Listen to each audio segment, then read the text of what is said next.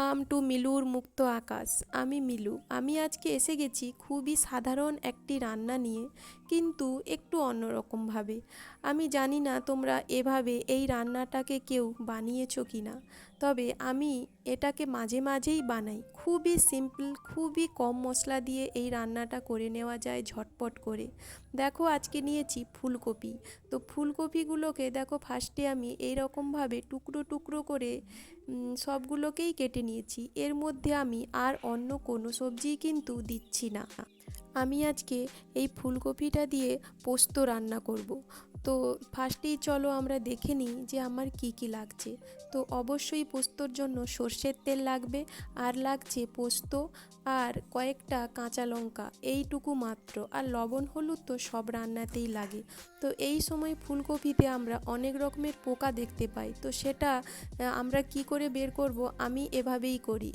গরম জলের মধ্যে লবণ আর হলুদটা দিয়ে জলটা যখন ফুটতে থাকবে, তখন ফুলকপিগুলো এর মধ্যে আমি দিয়ে দিই।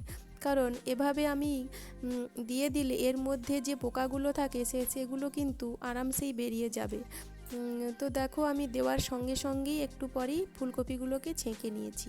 এবার আমি কড়াইতে সর্ষের তেল দিয়ে দিলাম। এবারে যখন তেলটা গরম হয়ে আসবে, তার মধ্যে আমি সবুজ লঙ্কাগুলো দিয়ে দেব। তারপরে আমি ফুলকপিগুলো দিয়ে সুন্দরভাবে কষাতে থাকবো। এর মধ্যে আমি পোস্তটাকে বেটে নেব। তো চলো পোস্তটা বেটে নিই। তো এবারে দেখো আমি পোস্তর সঙ্গে একটা শুকনো লঙ্কা নিয়েছি। তো পোস্ত আর শুকনো লঙ্কা একসঙ্গে আমি দেখো সুন্দর করে শিলনোড়াতে বেটে নিয়েছি। এবারে আমি ওই ফুলকপিটা সুন্দরভাবে কষাতে থাকবো। তার মাঝে আমি একটু লবণ আর একটু হলুদ দিয়ে দেব। যেহেতু আমার আগে থেকে লবণ হলুদটা দেওয়াই ছিল, তো সেই মাপে আমি মাপ অনুযায়ী লবণ হলুদটা অল্প অল্প করে দিয়ে দিলাম। লবণ হলুদটা দেওয়ার পরে আমি সুন্দর করে আর একবার কষিয়ে নেব। এর মাঝে আমি সামান্য একটু চিনি দিলাম, কারণ পোস্তটা খুব ঝাল ঝাল হলে কিন্তু মোটেও ভালো লাগে না। তারপরে দেখো আমি পোস্ত বাটাটা দিয়ে একটুক্ষণ নাড়িয়ে নিয়েই জল দিয়ে দেব, কারণ পোস্ত বেশিক্ষণ নাড়ালে তার ফ্লেভার কিন্তু চলে যায়। এইভাবে একটুক্ষণ হওয়ার পরেই আমি কিন্তু এটা নামিয়ে নেব, কারণ এটা আমার অলমোস্ট রেডি হয়ে গেছে। ফুলকপি হতে বেশি সময় লাগে না, সুন্দরভাবে কষিয়ে নিলেই ফুলকপিটা কিন্তু সেদ্ধ হয়ে আসে। তো দেখো বন্ধুরা, কেমন সুন্দর ধোঁয়া ওঠা ফুলকপির পোস্ত। শীতকালে তোমরা যে কোনো পরোটা, রুটি অথবা গরম ভাতের সঙ্গে এটা খুব আরাম করেই খেতে পারবে। এটা খাওয়ার মজা কিন্তু সত্যিই আলাদা।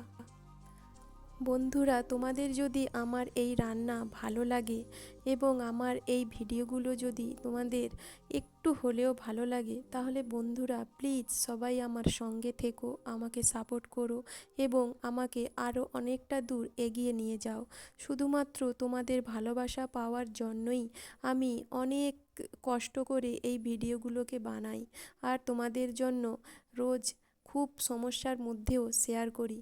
তো বন্ধুরা, সবাইকে অসংখ্য ধন্যবাদ আমার সাথে থাকার জন্য।